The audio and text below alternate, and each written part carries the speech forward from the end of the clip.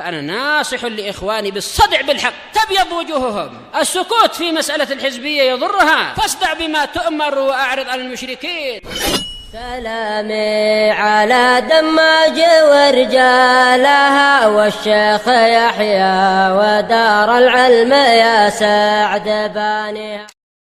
Bismillahirrahmanirrahim. Ada pertanyaan, bagaimana pendapat antum tentang orang yang berceramah dan mengatakan harus hati-hati dalam masalah jarah apabila jarah itu tidak sesuai dengan orang yang dijarah, maka engkau telah berbuat zalim.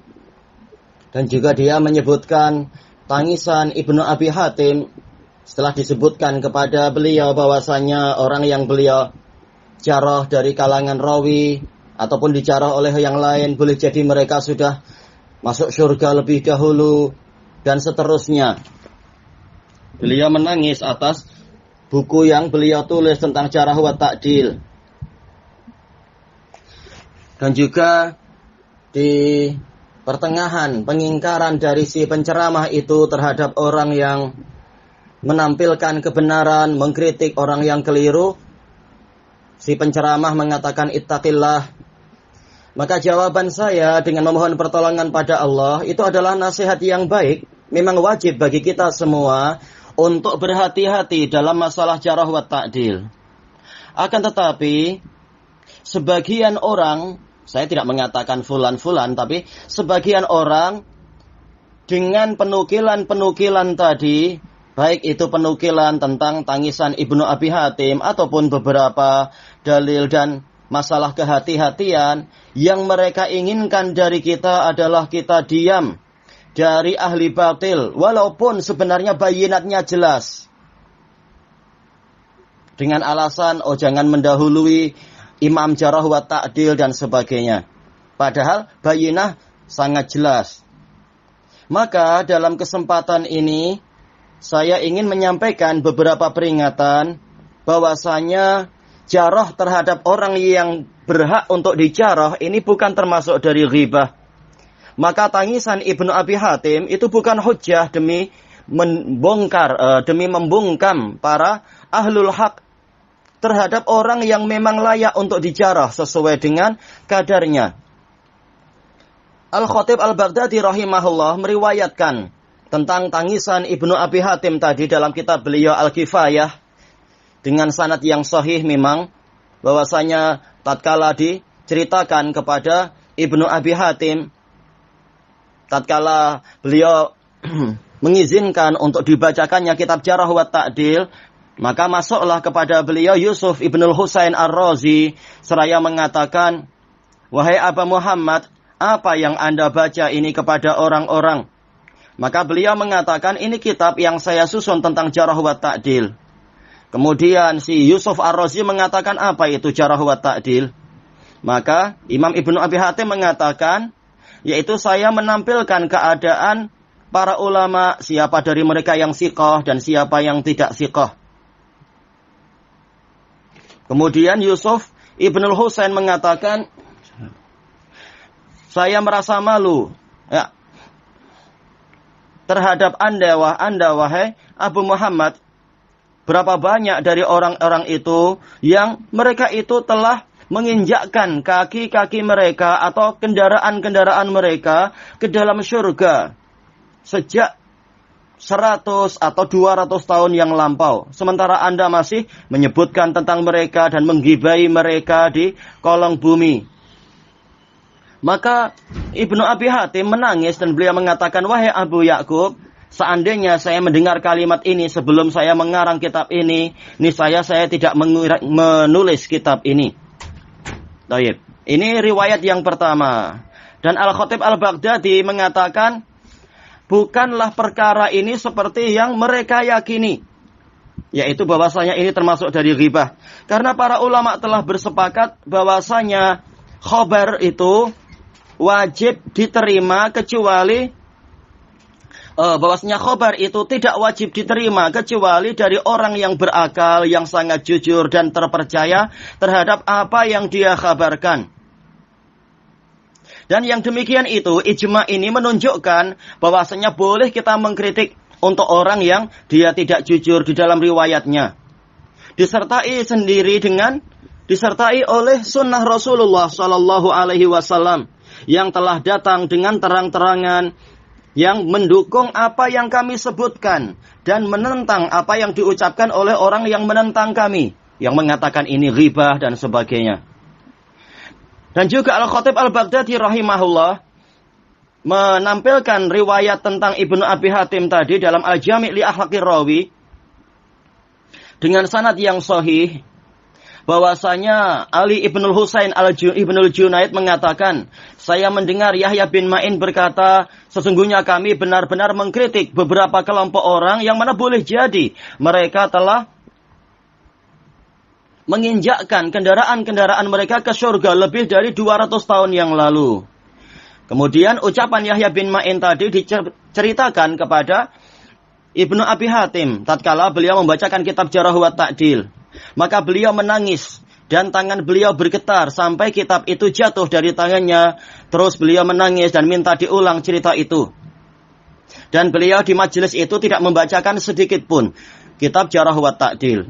Maka Al-Khatib Al-Baghdadi rahimahullah mengomentari, ucapan Yahya bin Ma'in ini adalah menjelaskan bahwasanya barang siapa mengetahui keadaan para rawi suatu urusan, dia tidak boleh, yang mana keadaan itu mewajibkan untuk berita dia tidak diterima, demikian pula yaitu riwayat mereka tidak diterima, maka wajib dia menampilkan data tersebut, karena hadis tidak cukup diterima itu dengan semata-mata orang yang meriwayatkan itu orang saleh, orangnya adalah ahli ibadah. Sebagaimana tidak cukup semata-mata kesolehan dan ibadah itu di dalam masalah diterimanya persaksian. Al-Hafidz Az-Zahabi rahimahullahu ta'ala di dalam Syiar A'lamin Nubala, setelah beliau menyebutkan ucapan Imam Yahya bin Ma'in dan juga tangisan Imam Ibnu Abi Hatim, beliau mengatakan, Ibnu Abi Hatim beliau mengalami ketakutan, beliau merasa malu dan takut dengan akibatnya. Ini sekedar ini saja. Karena jika tidak demikian, maka ucapan seorang pengkritik yang berhati-hati terhadap orang-orang yang lemah, ini bagian dari kesetiaan untuk agama Allah dan pembelaan terhadap sunnah. Ini adalah jawaban Imam Az-Zahabi. Maka saya katakan bahwasanya ucapan yang benar terhadap orang yang telah mati itu bukan ghibah dan itu bukan termasuk cacian yang diharamkan. Sebagian orang-orang yang lembek menyebutkan hadis Aisyah radhiyallahu anha bahwasanya Nabi sallallahu alaihi wasallam bersabda, la tasubbul amwat fa innahum qad afdau ila ma qaddamu. Jangan kalian mencaci maki orang yang mati karena sesungguhnya mereka telah sampai kepada apa yang mereka amalkan, diriwayatkan oleh Bukhari. Mereka, para orang-orang yang lembek, menggunakan itu sebagai dalil untuk memukul para salafiyun agar salafiyun diam terhadap orang-orang yang mati secara mutlak. Padahal sebenarnya mereka mengetahui bahwasanya hadis ini telah dikhususkan dengan dalil-dalil yang lain. Memang tidak ada keraguan bahwasanya kritikan terhadap orang yang telah bertaubat dari dosa-dosanya itu haram. Akan tetapi, orang yang membuat kerusakan, walaupun mereka sudah mati, selama racun mereka itu masih kekal, masih tersisa di muka bumi, maka telah disyariatkan untuk mentahdzir dari mereka dan menjelaskan kebatilan-kebatilan mereka. Demikian pula orang-orang saleh yang telah wafat. Akan tetapi kekeliruan-kekeliruan mereka yang ada di dalam buku-buku mereka atau dalam kaset-kaset rekaman misalkan atau dalam riwayat-riwayat mereka, apabila itu masih kekal, maka kritikan terhadap mereka sesuai dengan kadarnya itu boleh, bahkan itu adalah dituntut. Makanya Al-Hafidz Ibnu Hajar di dalam Fathul Bari mengatakan, hadis tadi memang dipakai sebagai dalil untuk melarang mencaci orang mati secara mutlak. Namun telah disebutkan terdahulu bahwasanya keumumannya itu dikhususkan. Tayyib. Kata beliau, yaitu dikhususkan dengan orang-orang yang mati dari kalangan orang kafir dan orang fasik. Yaitu keluar dari pembahasan ini adalah orang mati dari kalangan orang kafir dan orang fasik. Boleh disebutkan keburukan-keburukan mereka untuk memperingatkan umat dari mereka dan menjauhkan umat dari mereka. Dan para ulama telah bersepakat tentang bolehnya mengkritik orang yang layak dikritik dari kalangan para rawi, baik dia itu hidup ataupun dia sudah mati. Tayyib. Selesai dari Fathul Bari. Jadi kata Al-Hafidh, pendapat yang paling sahih dalam masalah ini adalah kalau orang yang mati itu kafir atau dia fasik, boleh disebutkan keburukan-keburukan mereka. Demi apa? Demi menyelamatkan umat. Dan juga ulama telah bersepakat bolehnya mengkritik orang yang layak dikritik dari kalangan para rawi. Al-Qadhi Al-Aini di dalam Umdatul Qari juga mengatakan adapun orang fasik atau orang munafik atau orang kafir, maka ini tidak masuk ke dalam makna hadis di dalam bab ini. Al-Imam Muhammad As-San'ani dalam Subulus Salam tatkala mensyarah hadis ini, beliau mengatakan menyebut-nyebut tentang orang yang jahat dengan karakter kejahatan dia demi tujuan yang demi suatu tujuan, yaitu tujuan yang layak, maka ini boleh dan ini bukan termasuk cacian yang terlarang. Maka ini tidak khusus untuk orang kafir semata, tapi juga untuk orang-orang yang memang layak dikritik. Al-Imam Syaukani rahimahullah dalam Nailul Autar setelah menyebutkan beberapa pendapat terkait dengan hadis ini, beliau mengatakan sisi yang benar adalah hadis ini kekal dengan keumumannya, hanya saja dia dikhususkan dengan suatu dalil. Seperti apa? Dalil yang menyebutkan keburukan orang yang mati. Dalil yang Rasulullah kemudian mengatakan wajabat. Dan juga dikhususkan dengan dalil yang memperbolehkan untuk mengkritik orang-orang yang layak dikritik dari kalangan para rawi, yang hidup ataupun yang mati. Karena para ulama telah bersepakat tentang bolehnya yang demikian itu. Demikian pula menyebutkan keburukan-keburukan orang kafir dan fasik demi memperingatkan umat dari mereka dan menjauhkan umat dari mereka. Al-Imam Ibnu Baz rahimahullah dalam Al-Hulalul Ibriziyah tatkala mentaklik hadis ini, beliau mengatakan cacian itu apabila tujuannya adalah untuk menerangkan peringatan seperti terhadap mubtadi, maka agar orang-orang itu tidak terpengaruh dengan dia, maka ini tidak mengapa. Dan ini masuk dalam bab tahdzir, bukan masuk dalam bab caci makian. Al-Imam Ibnu Utsaimin rahimahullahu taala di dalam mensyarah hadis ini di dalam Fathu Dzil Jalil wal Ikram, yaitu Syarah Bulughul Maram, beliau mengatakan apabila dia mencaci seseorang sebagai peringatan dari perbuatan orang itu dan agar masyarakat tidak menempuh jalan orang itu, maka ini tidak mengapa. Dan apabila cacian dia adalah untuk menerangkan keadaan orang itu, maka ini tidak mengapa, karena tujuannya adalah sebagai nasihat. Dan apabila cacian dia itu sebelum orang tersebut dikebumikan, maka ini tidak mengapa, dan seterusnya. Dan juga beliau menyebutkan di dalam kitab Jarh wa Ta'dil menunjukkan memang ini adalah ijma' bolehnya yang seperti itu. Demikian pula Fadilatu Syaikhinal Muhaddis Muhammad ibnu Ali bin Adam al-Ethiopi rahimahullah di dalam Zakhiratul Uqba, beliau mengatakan caci makian mereka itu mengandungi kemaslahatan untuk orang yang masih hidup, yaitu apa? Cacian yang ditampilkan, kritikan yang ditampilkan oleh para ahli jarh wa ta'dil itu demi kemaslahatan orang yang hidup, sebagaimana peringatan terhadap orang ini agar jangan ditempuh jalan mereka yang keliru misalkan, maka yang seperti itu adalah boleh. Adapun ucapan orang yang menyuruh kita bertakwa di dalam masalah jarh wa ta'dil, maka jawaban saya, kita semua wajib untuk bertakwa kepada Allah. Dan insya Allah kita berusaha untuk itu. Dan kita mengetahui hak Allah dan juga mengetahui kewajiban untuk menjaga agamanya.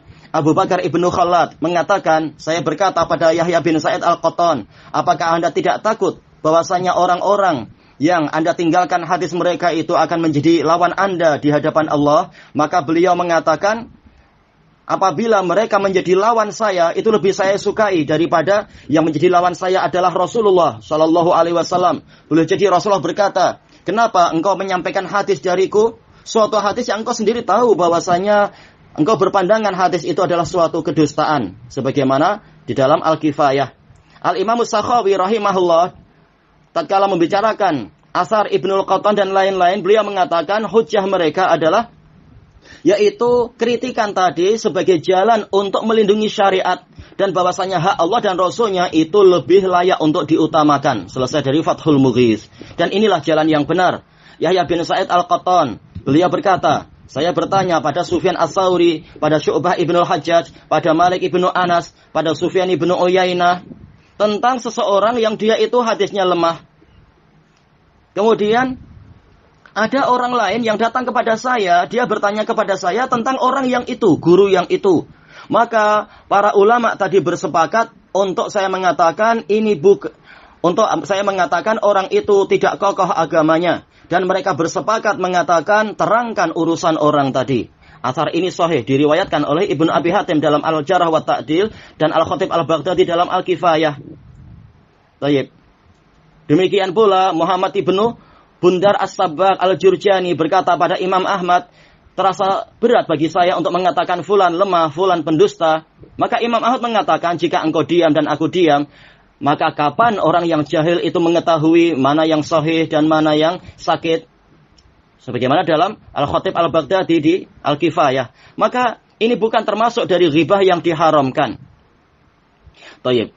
Makanya Abu Zur'ah, sebagaimana dalam Tarikh Dimashq, beliau mengatakan, saya mendengar Abu Mushir ditanya tentang seseorang yang melakukan kesalahan di dalam periwayatan. Beliau mengatakan, terangkan urusan dia. Saya bertanya pada Abu Mushir, apakah memandang ini termasuk dari ghibah? Beliau mengatakan tidak. Baik. Juga diriwayatkan oleh Ibnu Abi Hatim dalam Al-Jarh wa Ta'dil dari Affan yang mengatakan, saya pernah ada di dekat Ismail bin Ulayyah. Lalu ada seseorang yang menyampaikan hadis dari orang lain. Kemudian saya mengatakan, jangan engkau meriwayatkan dari orang ini karena orang ini tidak kokoh hafalannya. Maka orang itu mengatakan, Anda telah melakukan ghibah terhadap dia. Maka Ismail bin Ulayyah mengatakan dia tidak menggibahi orang itu, tetapi dia menghukumi orang itu bahwasanya orang itu tidak kokoh hadisnya. Baik. Makanya Imam Ibnu Abi Hatim meriwayatkan ini di bawah judul, yaitu mensifati para rawi dengan kelemahan itu bukan termasuk dari ghibah. Maka ahlu sunnah wa jamaah mereka meletakkan rahmat pada tempatnya insyaAllah. Dan ahlu sunnah adalah orang yang paling penyayang dan orang yang paling tahu tentang hakikat rahmat. Sebagaimana diriwayatkan di dalam kitab Ad-Du'afa dengan sanad yang sahih bahwasanya Abu Saleh Al-Farra berkata, saya bercerita kepada Yusuf ibnu Asbat tentang Waqi'. Ucapan Waqi' terkait dengan masalah fitnah, masalah pertumpahan darah atau masalah kritikan terang-terangan terhadap penguasa. Maka Yusuf bin Asbat mengatakan orang itu seperti gurunya, yaitu seperti Al-Hasan bin Soleh bin Hay.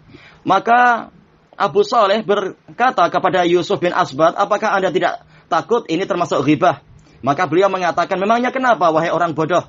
Saya lebih baik untuk mereka daripada ayah dan ibu mereka. Saya melarang umat manusia untuk mengamalkan perbuatan baru yang mereka lakukan, yang akan menyebabkan dosa mereka akan susul menyusul menimpa mereka. Barang siapa berlebihan memuji mereka, sebenarnya dia lebih berbahaya terhadap mereka itu.